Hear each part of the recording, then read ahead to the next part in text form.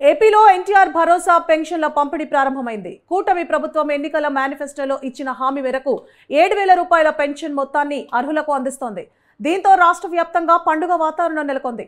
మంగళగిరి నియోజకవర్గం పెనుమాకలో CM Chandrababu pension పంపిణీని ప్రారంభించారు. మంత్రి లోకేష్ ఇతర అధికారులతో కలిసి గ్రామానికి చేరుకున్న సీఎం లబ్ధిదారుల ఇంటికి వెళ్లి స్వయంగా పెన్షన్లు అందజేశారు. లబ్ధిదారు కుటుంబ సభ్యులతో మాట్లాడారు. ఇప్పటి వరకు పింఛన్దారులకు 3,000 రూపాయల చొప్పున అందుతుండగా ముఖ్యమంత్రి చంద్రబాబు తాజాగా ఆ మొత్తానికి ఒకేసారి 1,000 రూపాయలు పెంచి 4,000 రూపాయలు చేశారు. దీంతో పాటు ఏప్రిల్ నుంచే పెంచిన మొత్తాన్ని అమలు చేస్తామని మేనిఫెస్టోలో పెట్టిన హామీ మేరకు ఏప్రిల్, మే, జూన్ నెలలకు 1,000 రూపాయల చొప్పున కలిపి 7,000 రూపాయలు నేడు పంపిణీ చేస్తున్నారు. పెన్షన్ల పంపిణీ రాష్ట్ర ప్రభుత్వం ప్రతిష్టాత్మకంగా తీసుకుంది. ఎక్కడా నిర్లక్ష్యానికి తావు ఇవ్వకూడదని అధికారులకు స్పష్టమైన ఆదేశాలు జారీ చేసింది. తొలి రోజే 100 రూపాయల పంపిణీ శాతం పూర్తయ్యేలా అధికారులు కార్యాచరణ పూర్తి చేశారు. ఒక్కో సచివాలయ ఉద్యోగికి 50 పెన్షన్దారులను కేటాయించారు. అంతకు మించి ఉంటే కొన్ని చోట్ల అంగన్వాడీ, ఆశా సిబ్బందిని వినియోగించుకోనున్నారు. ఏదైనా కారణంగా తొలి రోజు పెన్షన్ అందుకోలేని వారికి రెండో రోజు వారి ఇళ్ల వద్దే గ్రామ, వార్డు, సచివాలయ సిబ్బంది అందిస్తారు. మొత్తం 65.18 లక్షల మందికి పెన్షన్ల పంపిణీ కోసం రాష్ట్ర ప్రభుత్వం 4,408 కోట్లు విడుదల చేసింది.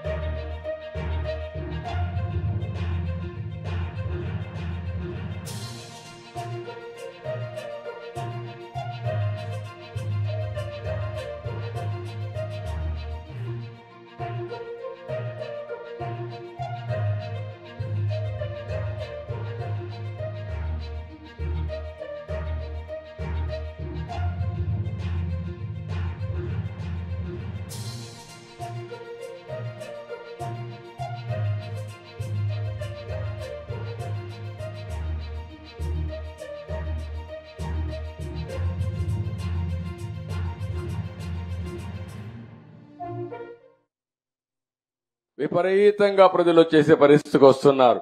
5 ఏళ్లు అణగదొక్కారు, ఫ్రస్ట్రేషన్ లో ఉన్నారు. నిజమైన స్వాతంత్రం వచ్చిందని ప్రతి ఒక్కరూ రోడ్డు మీదకి వచ్చే పరిస్థితికి వచ్చారు. ఆ ఉత్సాహంలో నేను మీటింగ్ పోతే, ఆఫీసుకు పోతే 1000 మంది వచ్చేస్తా ఉంటే వాళ్ళని ఎట్లా పరామర్శించాలో నాకే అర్థం కాని పరిస్థితి ఉంది. ఒక పక్క సమస్యలు, ఒక పక్క ఉత్సాహం, రెండూ కలిపిన తర్వాత ఇవన్నీ జరిగే పరిస్థితి వచ్చింది.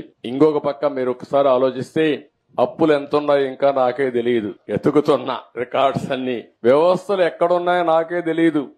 అధికార యంత్రాంగం మొరేలు కూడా దెబ్బతినింది. బయట వాళ్ళు వచ్చి పెట్టుబడి పెట్టాలంటే భయపడే పరిస్థితికి వచ్చేసారు.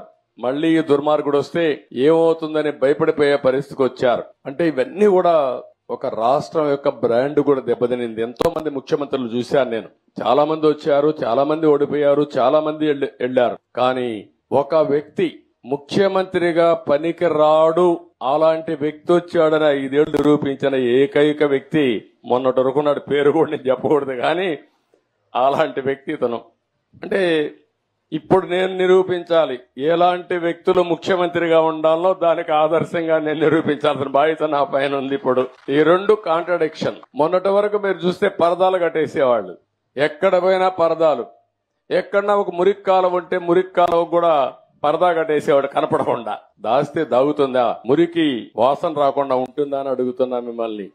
సమస్యలు పరిష్కారం చేయడానికి ప్రభుత్వాలు ఉండాలనే గాని సమస్యల్ని దాచిపెట్టి మనసును చంపుకొని బ్రతకడం లేకుంటే ఇంకొక విధంగా చేయడం కరెక్ట్ కాదని చెప్పి కూడా నేను మీకు తెలియజేస్తున్నా. నేను రాజకీయాలు మళ్లీ మాట్లాడతాను. ఈ రోజు వచ్చిన పని గురించి ఒకసారి మీ అందరితో నేను